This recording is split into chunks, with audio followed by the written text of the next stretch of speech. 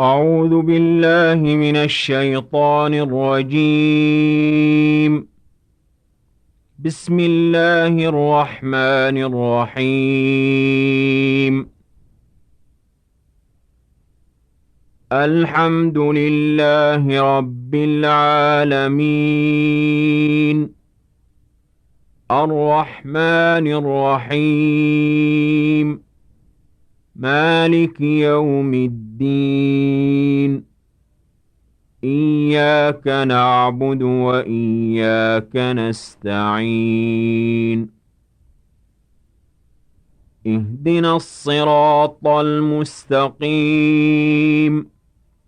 صراط الذين أنعمت عليهم غير المغضوب عليهم ولا الضالين.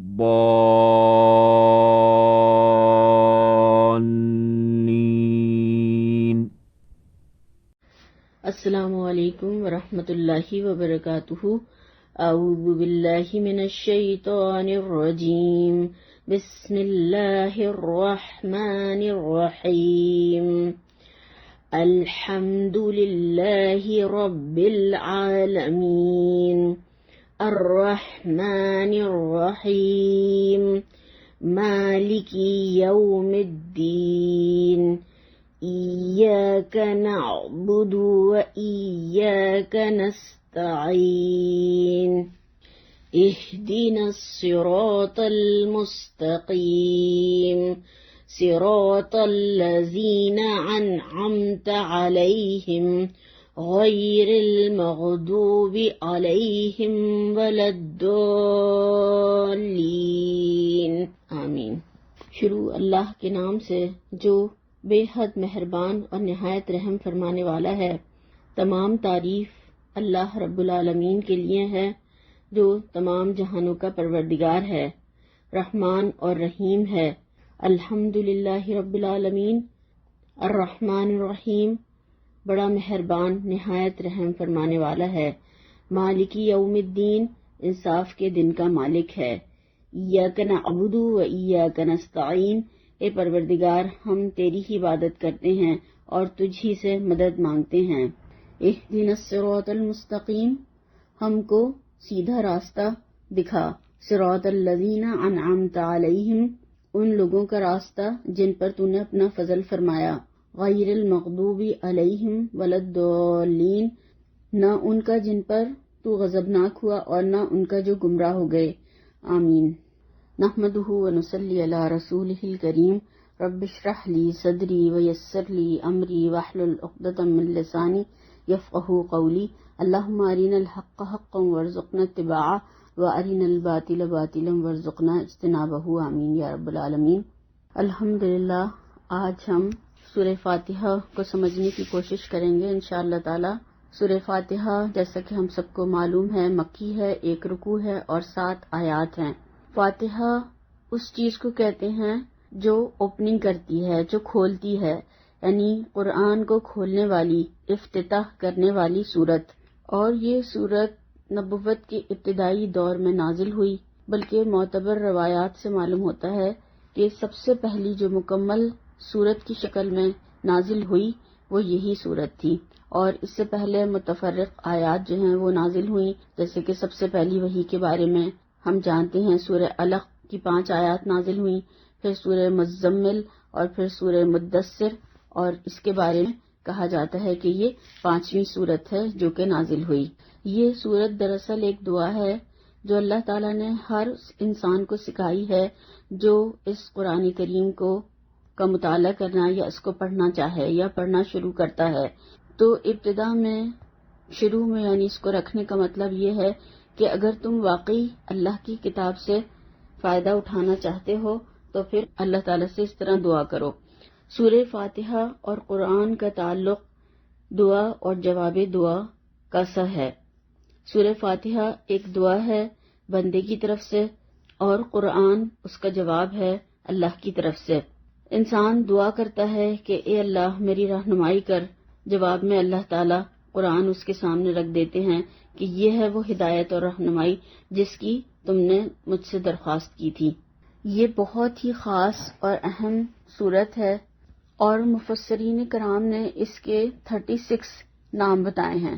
اس سے ہم اس کی اہمیت کا اندازہ بھی کر سکتے ہیں، اور یہ وہ واحد صورت ہے کہ جس کی تعریف، فضیلت اور اہمیت خود اللہ تعالیٰ نے قرآن کریم میں بیان فرمائی ہے۔ وَلَقَدْ آتَيْنَاكَ سَبْعًا مِنَ الْمَثَانِي وَالْقُرْآنِ الْعَظِيمِ۔ آپ صلی اللہ علیہ وسلم نے فرمایا، القرآن، الکتاب 7 مثانی یعنی دہرائی جانے والی 7 آیات ہیں، اور یہ ترمذی میں ابو ہریرہ رضی اللہ تعالیٰ عنہ کی روایت ملتی ہے۔ اور اس کے جو نام ملتے ہیں وہ اس کو شفا بھی کہا گیا ہے، رقیہ بھی کہا گیا ہے، الکتاب بھی کہا گیا ہے، القرآن بھی کہا گیا ہے، اور 7 مثانی بھی کہا گیا ہے، الفاتحہ، کافیہ، شافیہ، اساس القرآن، الحمد، الصلاۃ، کنز القرآن۔ مسند احمد کی ایک روایت میں ہے، آپ صلی اللہ علیہ وسلم نے فرمایا، اس کی قسم جس کے قبضے میں میری جان ہے، تورات، انجیل، زبور اور قرآن میں اس جیسی اور کوئی صورت نہیں، یہی 7 مثانی ہے، اور اس کو قرآن عظیم بھی کہا گیا ہے۔ ابو سعید خدری رضی اللہ تعالیٰ عنہ فرماتے ہیں، ہم مسافر تھے اور ایک جگہ ہم ٹھہرے، اتنے میں ایک لونڈی نے آ کر کہا کہ اس علاقے کے سردار کو سانپ نے ڈس لیا ہے، مرد موجود نہیں ہیں، اگر تم میں سے کوئی دم کر سکتا ہو تو آ کر دے۔ آخر کار ایک صحابی اس کے ساتھ چلے گئے، ہمیں معلوم بھی نہ تھا کہ انہیں دم کرنا بھی آتا ہے، انہوں نے کچھ پڑھ کر دم کر دیا، سانپ کا ڈسا ہوا اللہ کے حکم سے اچھا ہو گیا، اور انعام میں 30 بکریاں دیں ان لوگوں نے، اور ہم سب کو دودھ بھی خوب پلایا۔ جب وہ آئے تو ہم نے پوچھا کہ تم کو دم کرنا بھی آتا ہے؟ تو بولے ہاں، میں نے فاتحہ پڑھ کر دم کر دیا تھا۔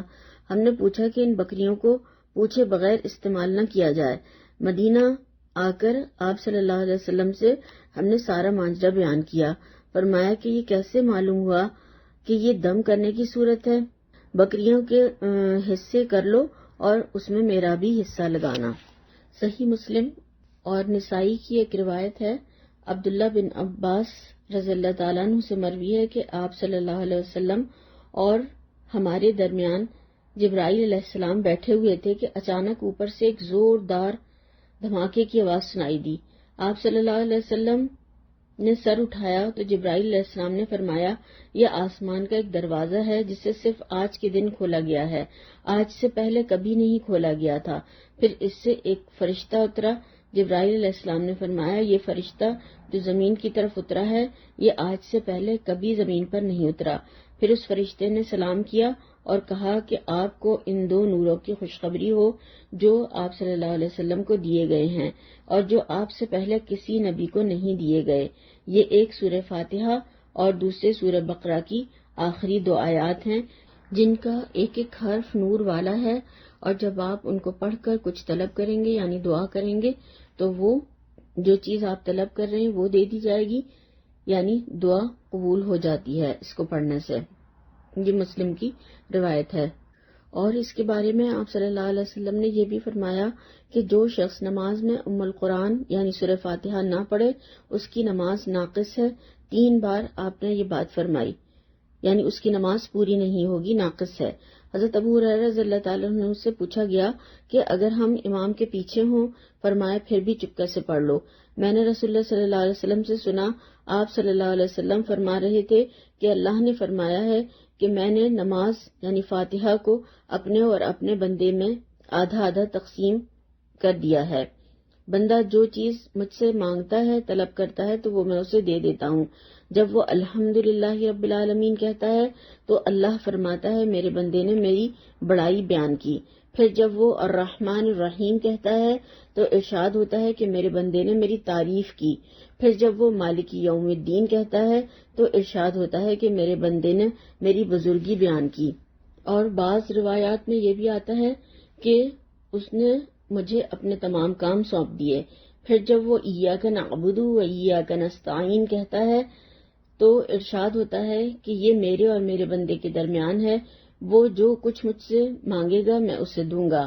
پھر جب وہ کہتا ہے اہدنا الصراط المستقیم صراط الذین انعمت علیہم غیر المغضوب علیہم ولا الضالین، تو ارشاد ہوتا ہے کہ یہ سب میرے بندے کے لیے ہے، وہ جو کچھ مانگے گا سب کچھ اسے ملے گا۔ یہ مسلم اور نسائی کی روایت ہے۔ اب تھوڑا سا سورت کے حوالے سے دیکھتے ہیں۔ اسلام ہمیں یہ تہذیب سکھاتا ہے اور ایک قاعدہ یہ بھی ہے کہ وہ ہر کام کے کرنے سے پہلے اللہ کا نام لیا جائے، اور اس کے کرنے والے کو پھر اس سے 3 فائدے ملتے ہیں۔ ایک یہ کہ انسان برے کاموں سے بچ جاتا ہے، کیونکہ اللہ کا نام لینے کی عادت ہر کام کے شروع کرتے وقت یہ سوچنے پر مجبور کر دے گی کہ کیا یہ واقعی صحیح کام ہے اور یہ میں اللہ کا نام لے کر جو کر رہا ہوں تو صحیح ہے۔ اور دوسرا یہ کہ جائز اور صحیح یا نیک کام کی ابتدا کرتے ہوئے اللہ کا نام جب انسان لیتا ہے تو وہ اس کی ڈائریکشن بھی ٹھیک ہو جاتی ہے، وہ پھر صحیح سمت سے اپنے کام کا آغاز کرتا ہے۔ پھر تیسرا یہ کہ سب سے بڑا فائدہ یہ ہوتا ہے کہ اللہ کے نام سے جب اپنا کوئی کام شروع کرتا ہے انسان تو اللہ کی تائید اور توفیق بھی اس کے شامل حال ہو جاتی ہے، اس کام میں اس کے لیے برکت ڈال دی جاتی ہے اور پھر اس کو شیطان کی فساد انگیزیوں سے اس کو بچا لیا جاتا ہے۔ اور جب انسان اللہ تعالیٰ کی طرف متوجہ ہوتا ہے، اللہ سے دعا کرتا ہے، اللہ کا نام لیتا ہے، تو پھر اللہ تعالیٰ بھی اس کی طرف متوجہ ہو جاتے ہیں۔ اور شریعت نے ہمیں بہت سے اہم کاموں میں بھی اللہ تعالیٰ کا نام لینے یعنی بسم اللہ پڑھ کر شروع کرنے کی تاکید کی ہے۔ ہمیں حکم دیا گیا ہے کہ ہم کھانے سے پہلے، ذبح کرنے سے پہلے، وضو کرنے سے پہلے، جماع کرنے سے پہلے بسم اللہ پڑھیں یعنی اللہ تعالیٰ کا نام لیں، مگر تلاوت قرآن کریم کے وقت بسم اللہ الرحمن الرحیم سے پہلے ہمیں تعوذ بھی پڑھنا ہے، اعوذ باللہ من الشیطان الرجیم، یہ بھی پڑھنا ضروری ہے کیونکہ اس کا حکم بھی اللہ تعالیٰ نے خود دیا ہے سورہ نحل میں، فَإِذَا قَرَأْتَ الْقُرْآنَ فَاسْتَعِذْ بِاللَّهِ مِنَ الشَّيْطَانِ الرَّجِيمِ، جب تم قرآن کریم پڑھنے لگو تو شیطان رجیم سے اللہ کی پناہ مانگو، کیونکہ جب قرآن پڑھنے لگتا ہے زیادہ انسان کو شیطان اسی کام سے روکتا ہے۔ پھر یہ کہ تمام تعریف اللہ رب العالمین کے لیے ہیں، وہی اس کا حقدار ہے۔ کسی کے اندر اگر ہم کوئی خوبی یا بھلائی یا حسن یا کمال دیکھتے ہیں تو وہ سب بھی اللہ تعالیٰ کا پیدا کردہ ہے، اس لیے تمام کی تمام تعریف کا مستحق اللہ رب العالمین ہے، وہ اللہ ہی کے لیے ہے۔ اور اللہ جو ہے وہ اللہ تعالیٰ کا ذاتی نام ہے، اس کا استعمال کسی اور کے لیے جائز نہیں ہے، نہ کسی اور کے لیے ہوتا ہے۔ الحمدللہ یہ ایک طریقے سے کلمہ شکر بھی ہے اور اس کی احادیث میں بہت فضیلت آئی ہے۔ ایک حدیث میں آتا ہے کہ لا الہ الا اللہ کو افضل الذکر کہا گیا ہے اور الحمدللہ کو افضل الدعا کہا گیا ہے، جامع ترمذی کی حدیث ہے۔ صحیح مسلم میں آتا ہے کہ الحمدللہ تملأ المیزان، الحمدللہ جو ہے وہ میزان کو بھر دیتا ہے۔ اسی لیے صحیح مسلم کی ایک اور حدیث میں آتا ہے کہ اللہ اس بات کو پسند فرماتا ہے کہ ہر کھانے پر اور پینے پر بندہ اللہ تعالیٰ کی حمد بیان کرے۔ اور جیسا کہ ہم نے دیکھا کہ سورہ فاتحہ جو ہے وہ ایک دعا ہے، تو دعا کی ابتدا اللہ کی تعریف سے کی گئی ہے۔ جب ہم دعا مانگنا چاہتے ہیں تو حکم دیا گیا ہے یا تعلیم دی گئی ہے کہ جب تم دعا مانگو تو مہذب طریقے سے مانگو۔ یہ کوئی تہذیب نہیں ہے کہ منہ کھولا اور جھٹ سے اپنا مطلب بیان کر دیا۔ تہذیب کا تقاضا یہ ہے کہ جس سے دعا کر رہے ہو پہلے اس کی خوبی کا، اس کے احسانات کا، اس کے مرتبے کا اعتراف کرو، اس کی بڑائی بیان کرو۔ اور یہاں پر یہ نہیں کہا گیا کہ تعریف اللہ کے لیے ہے، بلکہ تعریف اللہ ہی کے لیے ہے۔ تو یہ بات کہہ کر ایک بہت بڑی حقیقت سے گویا پردہ اٹھایا گیا ہے، اور وہ حقیقت ایسی ہے جس کی پہلی ہی ضرب سے تمام مخلوق پرستی کی جڑ کاٹ دی ہے۔ دنیا میں جہاں بھی جس چیز اور جس شکل میں بھی کوئی حسن اور خوبی یا کوئی کمال دیکھتے ہیں تو وہ سب اللہ تعالیٰ کا ہی پیدا کرتا ہے، تو کسی میں کوئی کمال نہیں بلکہ سب اللہ تعالیٰ کا عطیہ ہے۔ تمام تعریف اللہ کے لیے ہے جو رب العالمین ہے۔ تو رب کا لفظ عربی زبان میں 3 معنی میں استعمال ہوتا ہے: مالک اور آقا، نمبر 2 مربی اور پرورش کرنے والا، خبرگیری اور نگہبانی کرنے والا، اور نمبر 3 فرمانروا، حاکم، مدبر اور منتظم۔ اللہ تعالیٰ ان سب معنیوں میں کائنات کا رب ہے، اور رب وہ ہوتا ہے جو پیدا کر کے تمام اس کی ضروریات مہیا کرتا ہے اور اس کو تکمیل تک پہنچانے والا، یعنی ذرے کو کمال تک پہنچانے والا۔ اور یہاں پر اللہ تعالیٰ کی ربوبیت کاملہ کے اظہار کے لیے عالم کی بھی جمع لائی گئی ہے۔ اور جس سے مراد مخلوقات کی الگ الگ تمام جنسیں ہیں، جیسے کہ عالم جن ہے، عالم انس ہے، عالم ملائکہ ہے، عالم وحوش اور طیور وغیرہ، اور جو بھی اللہ تعالیٰ نے چیزیں بنائی ہوئی ہیں مخلوقات، ان سب کا رب ہے۔ اور رب جو ہے، رب العالمین، سب کی ضروریات، ان کے جو کھانے پینے کی ان کی ضرورتیں ہیں، ان سب کے مطابق اللہ تعالیٰ ان کو پوری کر رہا ہے، مہیا فرما رہا ہے ہر وقت، یعنی اللہ تعالیٰ ہر چیز ان کو عطا فرما رہا ہے ان کی اپنی تمام ضروریات کے مطابق۔ پھر رحمان اور رحیم ہے، یعنی 4 بار اس میں رحمت کا تذکرہ آیا ہے، اور دنیا میں جو یہ رحمت ہے وہ عام ہے اور ہر ایک اس سے فائدہ، مومن اور کافر سب فائدہ اٹھا رہے ہیں، مگر آخرت میں صرف جو رحیم ہوگا وہ پھر مومنین کے لیے خاص ہوگا، اس کی رحمت وہاں ایمان والوں کے لیے ہی خاص ہوگی۔ اور اس کے بارے میں یہ بھی آتا ہے کہ خاص رحمت جو ہے وہ اللہ تعالیٰ کی جنت ہے، جو کہ ایمان والوں کو ملے گی، اور جس کو چاہے گا وہ اپنی جنت میں داخل فرمائے گا۔ تو اللہ تعالیٰ ہم سب کو بھی جنت الفردوس میں اعلیٰ مقام عطا فرمائے، آمین ثم آمین۔ اور سورہ اعراف میں اللہ تعالیٰ نے یہی بات فرمائی ہے، فَسَأَكْتُبُهَا لِلَّذِينَ يَتَّقُونَ وَيُؤْتُونَ الزَّكَاةَ وَالَّذِينَ هُمْ بِآيَاتِنَا يُوقِنُونَ، میں وہ رحمت ان لوگوں کے لیے ضرور لکھوں گا جو اللہ سے ڈرتے ہیں، زکوٰۃ دیتے ہیں، اور جو ہماری آیتوں پر ایمان لاتے ہیں۔ اللہم اجعلنا منہم، اللہ تعالیٰ ہمیں ان لوگوں میں شامل فرمائے۔ اور رحمان کے ساتھ جو رحیم استعمال ہوا ہے، تو ہم جس طریقے سے اردو میں بھی بولتے ہیں کہ جب ایک لفظ سے ہماری تسلی نہیں ہوتی تو ہم اس کے ساتھ ایک اور دوسرا لفظ بڑھا دیتے ہیں، جیسے ہم سخی کہنا ہے کسی کو تو ہم سخی کے ساتھ پھر اس کو اور زیادہ سخی بتانے کے لیے داتا لگا دیتے ہیں۔ کسی کا رنگ بہت گورا ہوتا ہے تو گورے کے ساتھ ہم اس کے چٹا لگا دیتے ہیں۔ درازی ایک قد کے لیے، یعنی بہت کوئی لمبا ہے تو اس کے ساتھ لمبا کہنے میں تسلی نہیں ہوتی تو تڑنگا لگا دیتے ہیں۔ تو اسی طرح سے اگر دیکھیں کہ عربی میں یہ رحمان اور رحیم یہ دونوں ہیں ہی وہی رحمت سے، مگر اللہ تعالیٰ کے یہاں پر جو نام ہیں دونوں، تو مہربانی اپنی مخلوق پر رحمت، مہربانی بہت زیادہ ہے، بہت وسیع ہے، بے حد و بے حساب ہے کہ جس کو ہم بیان بھی نہیں کر سکتے ہیں۔ تو اس میں یہاں پر یہ مبالغے کے لیے دونوں لفظ لائے گئے ہیں۔ اور پھر وہ روز جزا کا مالک بھی ہے کہ تمام اگلے پچھلوں کو جمع کر کے ان کی زندگی کے بارے میں حساب لے گا کہ میں نے کیا کیا تمہیں نعمتیں عطا فرمائی تھی تو تم ان سب کا کیا کر کے آئے، اور پھر ہر انسان کے عمل کا پورا پورا صلہ اور بدلہ اس کو وہاں پر دیا جائے گا۔ اور یہ بھی اللہ تعالیٰ کی رحمت ہے کہ وہ خود وہاں پر اس دن کا مالک ہے اور وہ فیصلے خود کرے گا، انصاف کے ساتھ تمام کے فیصلے چکائے جائیں گے۔ اگر وہاں پر انسان کرتے تو وہاں پر بھی غلط فیصلے کر دیتے اور کسی کی زیادتی اور ظلم اور حق تلفی ہو جاتی۔ اور اس سے یہ بات بھی سمجھائی گئی ہے کہ وہ صرف رحمان اور رحیم نہیں ہے بلکہ وہ منصف بھی ہے، وہ عادل بھی ہے، وہ فیصلے کرے گا اور پورے اختیار اقتدار کے ساتھ میں وہاں پر کوئی بھی اس کی پھر سزا کو روک نہیں سکے گا، یا کوئی بھی یہ نہیں کہہ سکے گا کہ اس کو سزا نہ دی جائے یا اس کو جزا دی جائے، بلکہ انصاف کے تقاضے پورے کرتے ہوئے جزا اور سزا دی جائے گی سب کو۔ پھر ہم تیری ہی عبادت کرتے ہیں اور تجھ ہی سے مدد مانگتے ہیں۔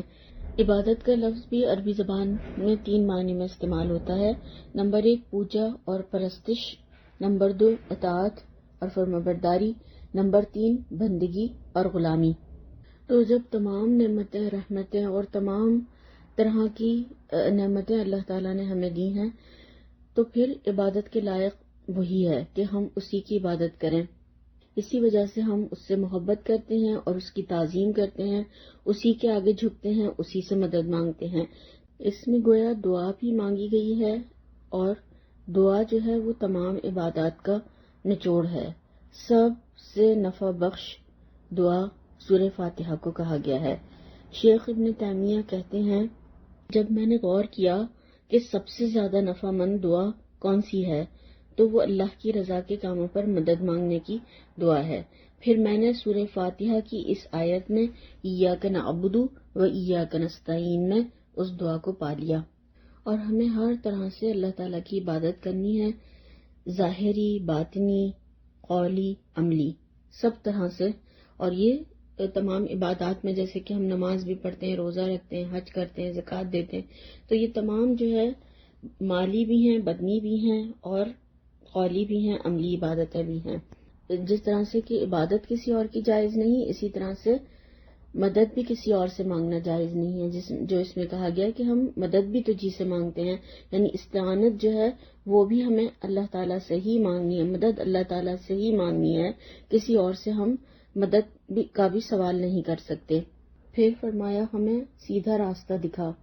تو زندگی کے ہر معاملے میں، ہر شعبے میں، ہر کام میں، ہر طریقے میں، ہر بات میں ہمیں یہ بتا کہ صحیح کیا ہے اور غلط کیا ہے، اور ہم تاکہ غلط کاری سے بچ جائیں، غلط کاموں سے بچ جائیں، اور پھر برے انجام سے بھی محفوظ رہیں، اور فلاح اور سعادت کا راستہ ہمیں مل جائے۔ تو یہ درخواست ہے اللہ تعالیٰ سے، اور کہا یہ گیا ہے کہ مانگنے والی چیزوں میں سب سے زیادہ مانگی جانے والی اور سب سے زیادہ اہم جو ہے وہ ہدایت ہے۔ اگر ہدایت مل گئی تو انسان کو تقویٰ حاصل ہو جائے گا، اور تقویٰ مل گیا تو ہر مشکل سے نکلنے کا راستہ مل جائے گا، اور وہاں سے اللہ تعالیٰ اس کو رزق دے گا جہاں سے وہ سوچ بھی نہیں سکتا ہوگا۔ آپ صلی اللہ علیہ وسلم نے حضرت علی کو فرمایا تھا کہ یہ دعا مانگا کرو، اللہم اہدنی وسددنی، اے اللہ مجھے ہدایت دے اور مجھے سیدھا رکھ، آمین۔ اور ہم نماز کی ہر رکعت میں، ہر روز کم از کم 17 فرائض میں ہر بار ہم یہ دعا اللہ تعالیٰ سے مانگتے ہیں، اللہ تعالیٰ ہمیں سیدھے راستے کی ہدایت دے دے۔ تو ہمیں اس کی بہت زیادہ ضرورت ہے، اور یہ راستے کی رہنمائی نہیں ہے بلکہ راستہ بتانا ہے، اس پر چلانا ہے، اور منزل مقصود تک پہنچانا بھی ہے۔ تو راستہ جو ہے مختلف بھول بھلیاں، پگڈنڈیاں اور مختلف طریقے کی شاہراہیں ہیں، تو اس میں ہمیں سیدھا راستہ دکھا۔ تو اس کو ایک حدیث کے حوالے سے ہم سمجھتے ہیں کہ اس سے کھلا اور صاف اور سیدھا راستہ مراد ہے۔ اللہ کے نبی صلی اللہ علیہ وسلم نے فرمایا کہ اللہ تعالیٰ نے صراط مستقیم کی ایک مثال بیان فرمائی کہ ایک راستے کے دونوں طرف دیواریں ہیں جن میں بے شمار دروازے کھلے ہوئے ہیں اور پردے پڑے ہوئے ہیں۔ راستے کے پھاٹک پر ایک شخص کھڑا ہوا اعلان کر رہا ہے کہ سیدھے راستے پر چلتے رہنا اور ادھر ادھر نہ جھانکنا، اور ایک شخص اس راستے پر چل رہا ہے۔ اگر کوئی شخص کسی دروازے کا پردہ اٹھانے کا ارادہ کرتا ہے تو وہ فوراً کہتا ہے کہ دیکھو پردہ نہ اٹھانا ورنہ اس غلط راہ پر پڑ جاؤ گے۔ بس صراط مستقیم تو اسلام ہے، اور دونوں طرف جو دیواریں ہیں وہ اللہ کی حدود ہیں، اور کھلے ہوئے دروازے ممنوعات اور محرمات ہیں۔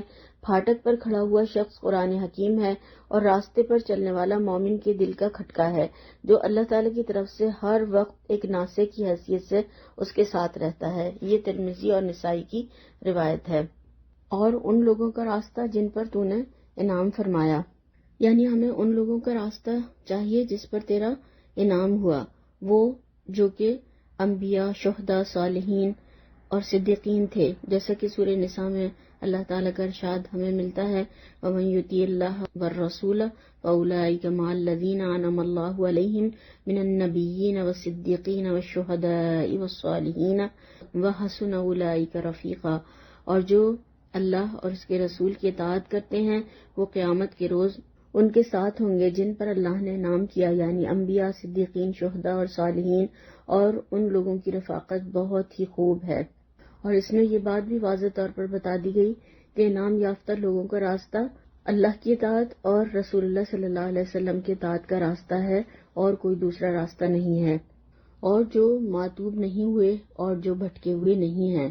اور اس میں یہ بھی ہے کہ ہماری جو مراد ہے وہ ان انعام یافتہ لوگوں سے نہیں ہے جو کہ دنیا میں عارضی طور پر جنہیں نعمتیں دی گئیں اور پھر بعد میں وہ تیرے غضب میں گرفتار ہوئے۔ تو اس انعام سے مراد ہماری حقیقی اور پائیدار انعامات ہیں جو کہ اللہ کی رضا اور خوشنودی سے ملتے ہیں، اور وہ عارضی نمائشی جیسے کہ فرعون، نمرود اور قارون کو دنیا ملی اور یہ دنیا کے انعامات ملے، تو ایسے انعامات ہمیں نہیں چاہیے۔ تو ہمیں بھٹکنے والوں کا راستہ نہیں چاہیے بلکہ تیری رضا پر چلنے والوں کا راستہ چاہیے۔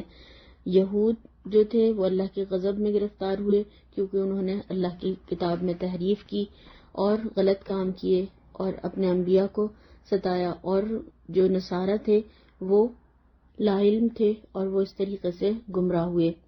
پھر اس کے آخر میں جو ہم آمین کہتے ہیں تو وائل بن حجر کہتے ہیں کہ میں نے سنا اللہ کے نبی صلی اللہ علیہ وسلم نے ولدالین پڑھ کر لمبی آواز سے آمین فرمایا. یہ احمد اور ابو داؤد کی روایت ہے. اور اتنی آواز سے کہ مسجد گونج گئی، ابن ماجہ کی روایت ہے. آپ صلی اللہ علیہ وسلم نے فرمایا کہ جب امام آمین کہے تو تم بھی آمین کہو، کیونکہ جس کی آمین فرشتوں کی آمین سے مل جاتی ہے اس کے تمام گناہ معاف ہو جاتے ہیں. یہ بخاری اور مسلم کی روایت ہے. ابن عباس رضی اللہ تعالیٰ عنہ کہتے ہیں کہ میں نے اللہ کے نبی صلی اللہ علیہ وسلم سے آمین کے معنی پوچھے تو فرمایا اے اللہ تو کر، یعنی قبول کر لے. اور اس کے معنی یہ بھی بتائے گئے اسی طرح سے ہو. اور ایک معنی یہ بھی بتایا گیا کہ ہمیں نامراد نہ کرنا. اور ایک معنی یہ بھی بتایا گیا کہ اے اللہ ہماری دعا کو قبول فرما لے. حضرت عائشہ رضی اللہ تعالیٰ عنہ فرماتی ہیں ایک دفعہ اللہ کے رسول صلی اللہ علیہ وسلم کے سامنے یہودیوں کا ذکر آیا. اللہ کے نبی صلی اللہ علیہ وسلم نے فرمایا یہودی ہماری 3 باتوں پر بہت ہی حسد کرتے ہیں.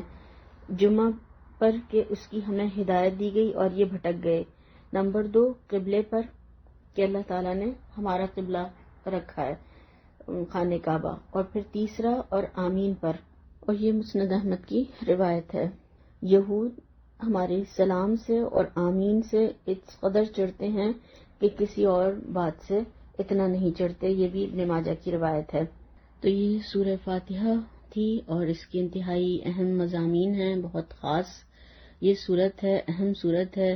7 چھوٹے چھوٹے سے فقرے ہیں جس میں کہ اللہ کی بڑائی اور کبریائی اور اس کی بلند صفات بیان کی گئی ہیں، اور مسلمانوں کو سکھایا گیا ہے کہ اپنے حقیقی مالک سے کس طرح سوال کریں، اس کے سامنے اپنی حاجات اور بے بسی کا اظہار کریں، اور پھر اسی کی خلوص کے ساتھ میں عبادت کریں، اس کو معبود اور رب مانیں، اس کے ساتھ کسی کو شریک نہ کریں، اور اس سے سیدھی راہ پر استقامت کی توفیق بھی طلب کریں. اور آج کی یہ ہدایت کل صراط مستقیم سے امن اور سلامتی کے ساتھ گزرنے کے بارے میں ہی ہے، اور انبیاء اور صلحاء کا جو پڑوس اور جنت الفردوس کا جو سوال کیا گیا ہے، تو یہ روز جزا کا اس میں بیان ہے، اور آخرت دنیا کی کھیتی ہے جو کہ ہم لگا کر جائیں گے تو وہاں پر پھر وہ بارآور ہوگی.